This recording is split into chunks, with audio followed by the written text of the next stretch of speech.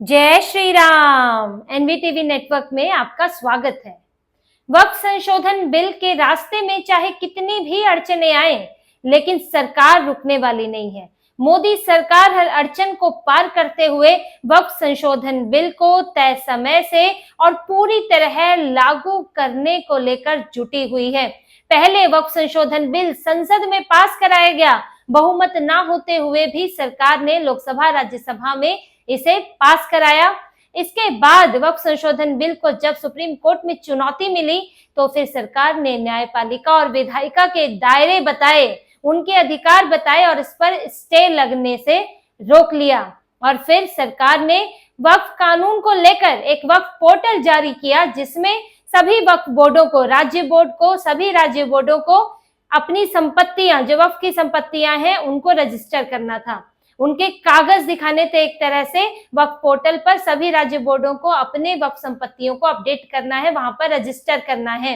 इन सब का भी विरोध हुआ, जो भी सरकार ने किया, लेकिन अब सरकार इसे अंतिम रूप देने जा रही है वक्फ संशोधन बिल को, क्योंकि संशोधन बिल से जुड़े जो नियम है उनका मसौदा तैयार हो चुका है, उनका ड्राफ्ट तैयार हो चुका है। जैसा कि मीडिया में रिपोर्ट्स है, अल्पसंख्यक मंत्रालय के वरिष्ठ अधिकारियों के हवाले से ये बताया गया है कि सरकार ने वक्फ संशोधन बिल के नियमों का ड्राफ्ट तैयार कर लिया है और इसे कानून मंत्रालय और सॉलिसिटर जनरल तुषार मेहता के पास भेजा जाएगा। दोनों के पास ये जाएगा और इसकी जांच होगी, इसे अंतिम जो है फिनिशिंग टच दिया जाएगा और फिर 15-20 दिनों में ये नियम जो है नोटिफाई हो जाएंगे, यानी कि गैजेट में ये प्रकाशित कर दिए जाएंगे और फिर इसके सभी नियम जो है पूरी तरह से कानून लागू हो जाएगा। फिर इन नियमों को, जो भी ड्राफ्ट तैयार होगा, उसे संसद सत्र में लाया जाएगा।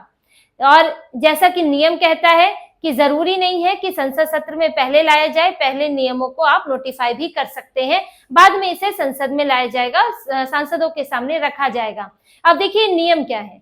जब ये वक्फ संशोधन कानून आया था तब सवाल उठ रहे थे, इसमें एक प्रावधान था कि जो भी 5 साल से प्रैक्टिसिंग मुस्लिम है वही वक्फ कर सकता है, वही दान दे सकता है। इसमें अब इन्होंने सवाल उठाया, आप कैसे पता लगाएंगे कि कोई 5 साल से प्रैक्टिसिंग मुस्लिम है? क्या वो कोई कागज दिखाएगा? कैसे दिखाएगा? बहुत सारे सवाल उठाए थे, क्योंकि उस वक्त सिर्फ एक बिल तैयार हुआ था, एक विधेयक तैयार हुआ था। उसमें नियम नहीं होते हर एक चीज के, कि उसमें ये होगा कि हाँ ये कानून है, जैसे कि इसमें वक्फ बाय यूजर को लेकर डिनोटिफाई करने की बात है, लेकिन प्रोसीजर क्या होगा वक्फ संपत्तियों को डिनोटिफाई करने का, और किस तरह से अपने कागज, किस तरह के कागज चाहिए होंगे, कितना समय सब दिया जाएगा, पूरी प्रक्रिया जो है इसके अंदर निर्धारित होगी और नियमों का उल्लंघन करने पर क्या सजा होगी वो भी इसके अंदर बताया जाएगा। तो ये सारे नियम जो है ये सामने आ जाएंगे। अब ये भी आ जाएगा सामने कि आप 5 साल से प्रैक्टिसिंग मुस्लिम हैं, तो फिर आप ये बात कैसे साबित करेंगे, नियम क्या कहता है। तो इन सब विरोधों के बीच सरकार ने आखिरकार अंतिम चरण में सरकार इसके आ गई है। इसके नियम जो हैं वो लगभग तैयार है। कानून मंत्रालय, सॉलिसिटर जनरल की उनको इसको एक नजर से देखना है। इन नियमों में जो बदलाव की जरूरत है वो किया जाएगा और फिर नोटिफाई हो जाएगा। इसके बाद वक्फ संशोधन कानून अपने पूर्ण रूप में लागू हो जाएगा और फिर सबको इसका पालन करना ही पड़ेगा। अभी ये मामला कोर्ट में भी है, इस पर हंगामा भी जारी है। All India Muslim person law board जो है विरोध प्रदर्शन कर रहा है। अभी हैदराबाद में ह्यूमन चेन बनाई गई थी, जिसमें एआईएमआईएम के नेता शामिल थे। यहाँ सपा के नेता अबू आजमी ने कैसरबाग डोंगरी में एक सभा का भी आयोजन किया है 20 जून को, कि उस सभा में सबको आमंत्रित किया है कि भाई आए, हम विरोध प्रदर्शन कर रहे हैं वक्फ संशोधन बिल को लेकर।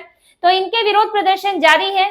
पहलगाम हमला हुआ था, उस बीच भी विरोध प्रदर्शन जारी था कि बत्ती बुझा दो, घरों की 15 मिनट के लिए अपना किसी न किसी तरह शांतिपूर्ण तरीके से ही सही, लेकिन विरोध प्रदर्शन करते रहो। और जो मुर्शिदाबाद में हुआ वक्फ को लेकर, वो इसका हिंसक रूप था जो उस वक्त सामने आया, और ये सब दबाव बनाने के लिए भी था कि अगर हमारे खिलाफ कुछ किया जाएगा तो हम तो भाई सब कुछ खाक कर देंगे, जला कर रख देंगे। और हिंदुओं को उनकी जगह से भगाने की कोशिश, तो एक छिपा हुआ मकसद मुर्शिदाबाद में था ही, जो कि बाद में सामने भी आया है। तो ये सारे तरीके अपनाए गए थे वक्फ संशोधन बिल को रोकने के। सुप्रीम कोर्ट में भी मांग की गई कि नहीं भाई, इसको लेकर तो बड़ी नाराजगी है, बड़ा अन्याय हो रहा है, तो आप देखिए कितनी अशांति है, इस पर स्टे लगाएं। अब अशांति तो किसी भी चीज को लेकर हो सकती है, लेकिन क्या सब चीज पर, सरकार के किसी भी कानून पर स्टे लगा दिया जाएगा?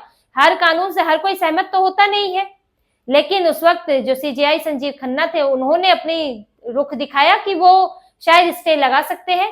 लेकिन उसके बाद सरकार ने याद दिला दिया कि अगर न्यायपालिका किसी कानून पर, संसद से पास कानून पर स्टे लगाती है, उसको लेकर कोई रोक लगाती है, तो वो न्यायपालिका और विधायिका के बीच में जो शक्ति संतुलन है उसका उल्लंघन होगा। यानी कि आप ऐसा नहीं कर सकते, आप उसके प्रावधान संवैधानिक तरीके से, वो पूरा कानून लागू हुआ है कि नहीं, आप उस पर चर्चा कर सकते हैं।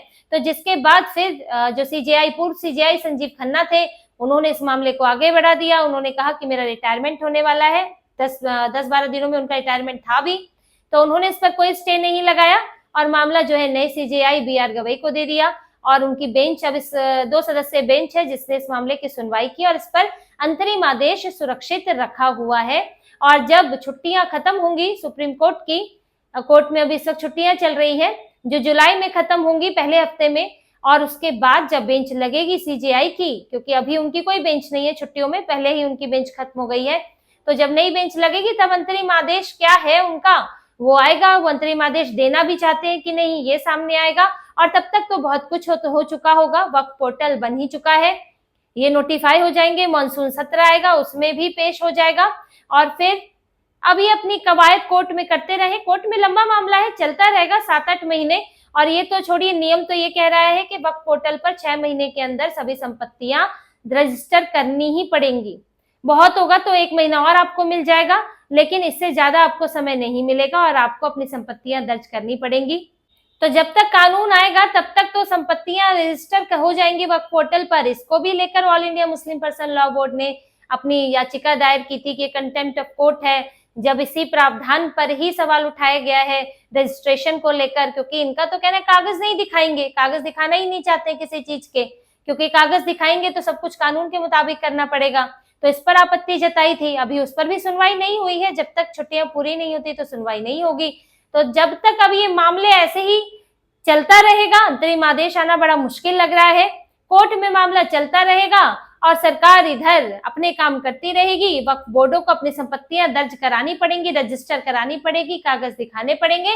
और ये पूरा वक्फ गैंग जो है, ये मौलाना गैंग जो है, ये देखता रह जाएगा। कपिल सिब्बल, अभिषेक मनु सिंघवी जो अचीवमेंट हासिल करना चाहते थे, उपलब्धि दिखाना चाहते थे कि हमने देखो स्टे लगवा दिया, इससे वक्फ बोर्डों की, all India Muslim person law board जो पूरा वक्फ गैंग है, मौलाना गैंग है, इनकी परेशानी बढ़नी तय है, क्योंकि ये तो हर कदम पर रोकना चाहते हैं।